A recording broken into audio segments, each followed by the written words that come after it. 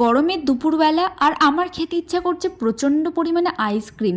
তাই কি করব ভাবতে ভাবতে বাড়িতে দেখলাম ওয়াটারমেলন আর ম্যাঙ্গো আছে, তাই আমি ভেবে ফেললাম বাড়িতেই আইসক্রিম বানাবো।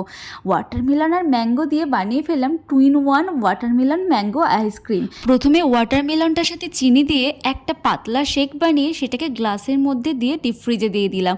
ওটা এখন সেট হোক, এদিকে আমি ম্যাঙ্গোটার সাথে চিনি দিয়ে একটা পাল্প বানিয়ে নিলাম। দেখলাম পাল্পটা একটু মোটা হয়েছে, তাই জল দিয়ে একটু ঘুলটিয়ে নিলাম। আর এদিকে দেখলাম ওয়াটারমেলনটা বেশ ভালোভাবেই সেট হয়ে গেছে। আর এর উপর থেকে দিয়ে দিলাম ম্যাঙ্গো শেকটা, আর একটা করে দিয়ে দিলাম স্টিক খাওয়ার সুবিধার জন্য। এবার 6-7 ঘন্টার জন্য আমি ডিপ ফ্রিজে দিয়ে দিলাম। দেখো 2 in 1 আইসক্রিমটা কিন্তু এখন আমার রেডি হয়ে গেছে। ওয়াও, জাস্ট দেখতে অসাধারণ হয়েছে। এবার খেতে কেমন হয়েছে সেটা তোমাদেরকে খেয়ে জানাবো।